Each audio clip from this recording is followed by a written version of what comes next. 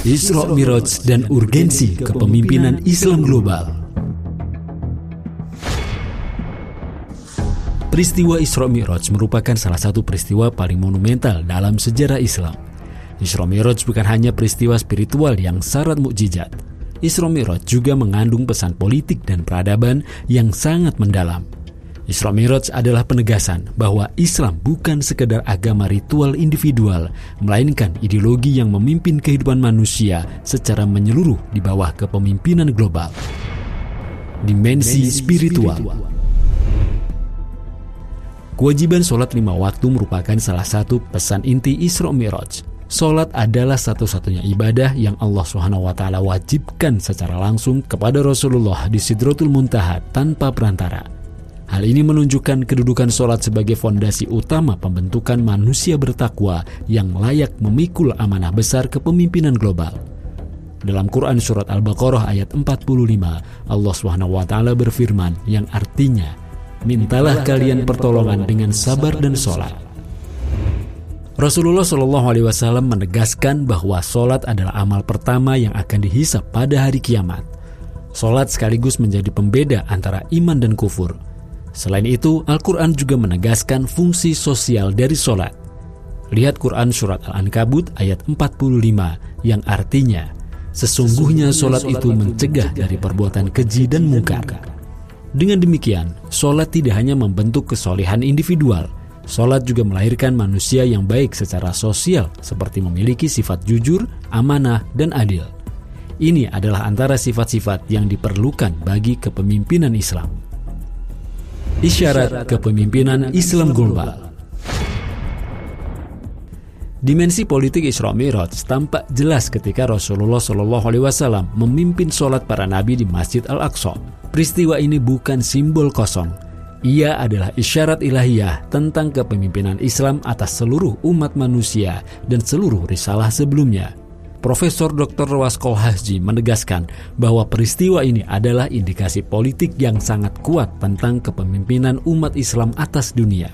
Ia menulis bahwa imamah Rasulullah SAW atas para nabi merupakan syarat kepemimpinan Islam atas seluruh agama dan bangsa setelah beliau diutus sebagai Rasul terakhir. Isyarat ini kemudian terwujud secara konkret setelah Rasulullah SAW hijrah ke Madinah saat beliau menegakkan negara Islam. Negara Islam tersebut memimpin masyarakat majemuk yang terdiri dari kaum muslim dan non-muslim.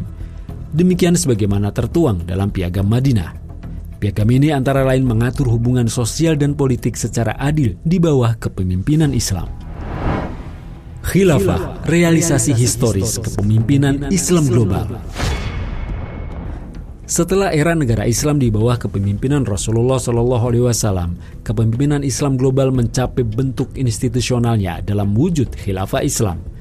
Sahabat Abu Bakar As-Siddiq radhiyallahu an adalah khalifah pertamanya. Setelah wafat, Abu Bakar As-Siddiq digantikan oleh sahabat Umar bin Khattab radhiyallahu an.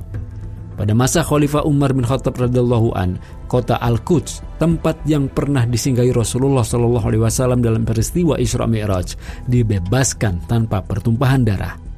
Khalifah Umar radhiyallahu an menerima kunci kota tersebut dari Patriark Nasrani dengan penuh kehormatan.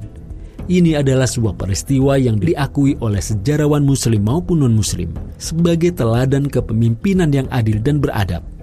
Akan tetapi, tragedi besar menimpa umat Islam ketika khilafah dihancurkan pada 28 Rajab 1342 Hijriah atau sekitar 3 Maret 1924 Masehi. Dalam pidatonya pada peringatan keruntuhan khilafah, Syekh Atha bin Khalil Abu Rasta menyebutkan peristiwa ini sebagai gempa dahsyat yang menghancurkan kekuatan politik umat Islam dan membuka pintu penjajahan global. Terkait itu, Rasulullah SAW telah mengingatkan fungsi vital kepemimpinan Islam. Imam atau khalifah itu adalah perisai atau pelindung. Orang-orang berperang di belakangnya dan berlindung kepadanya. Hadis riwayat Al-Bukhari dan Muslim. Tanpa perisai ini, umat Islam terpecah menjadi puluhan negara yang lemah, yang mudah dikendalikan, diintervensi, bahkan dijajah. Itulah yang terjadi sejak khilafah Islam diruntuhkan hingga saat ini. Palestina yang dijajah Yahudi selama puluhan tahun hingga hari ini hanyalah salah satu contohnya. Padahal dulu selama ratusan tahun Palestina aman dan damai di bawah kekuasaan khilafah Islam. Kapitalisme global, zalim dan gagal. Kekosongan kepemimpinan Islam global kemudian diisi oleh kepemimpinan kapitalisme global yang saat ini dipimpin oleh Amerika Serikat. Kepemimpinan ini terbukti melahirkan kezaliman sistemik. Ini karena sistem kapitalisme global jelas tidak dibangun di atas wahyu. Kapitalisme berdiri di atas asas sekularisme, pemisahan agama dari kehidupan, yang menjadikan kepentingan materi, modal, dan kekuasaan sebagai standar utama pengambilan keputusan. Amerika Serikat sebagai pemimpin kapitalisme global secara konsisten menempatkan dirinya sebagai polisi dunia. Akan tetapi, faktanya peran ini bukan untuk menegakkan keadilan, melainkan untuk menjaga kepentingan geopolitik dan korporasi raksasa. Dukungan Amerika Serikat tanpa syarat terhadap genosida di Palestina, agresi militernya ke Irak dan Afghanistan, sanksi ekonominya atas sejumlah negara yang mencekik rakyat sipil hingga intervensi politik dan penculikan pemimpin negara berdaulat oleh Amerika Serikat seperti di Venezuela baru-baru ini menunjukkan wajah asli kapitalisme global, yaitu yang kuat memangsa yang lemah. Dalam kasus penculikan Presiden Venezuela Nicolas Maduro beserta istrinya pada Januari 2026 ini, tak satu pun dari lebih 190 negara di dunia berani menegur Amerika. Semua membisu karena takut. Para penguasa negeri-negeri muslim pun memilih diam. Inilah bukti bahwa dunia hari ini hidup di bawah teror hegemoni kapitalisme global. Selain zalim, kapitalisme global juga adalah ideologi yang gagal. Bahkan kegagalan kapitalisme global ini disorot oleh para pemikir barat sendiri.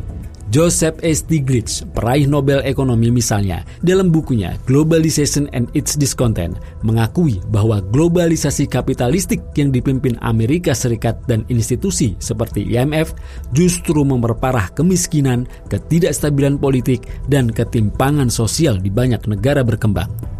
Ia menegaskan bahwa pasar bebas tanpa kendali moral dan keadilan hanya menguntungkan segelintir elit global.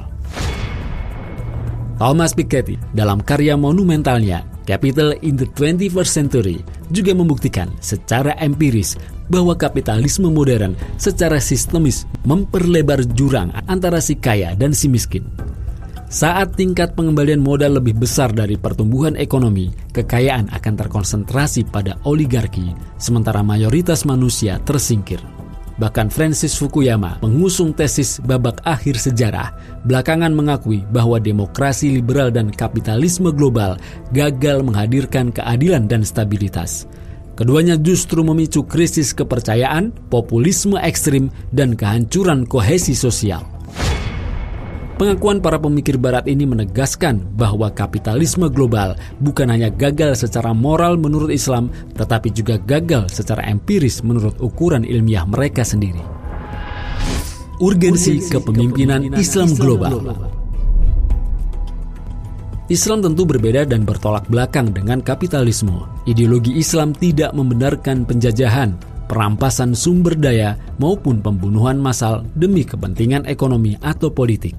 Dalam Islam, penguasa adalah pelayan umat dan penjaga hukum-hukum Allah Subhanahu wa Ta'ala.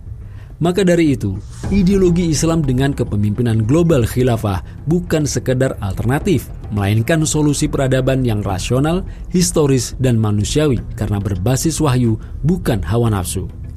Inilah sebabnya mengapa Islam dalam bentuk kepemimpinan global atau khilafah menjadi ancaman ideologis terbesar bagi kapitalisme global. Pasalnya, Islam menawarkan tatanan dunia alternatif yang adil, independen, dan bebas dari dominasi modal serta hegemoni militer.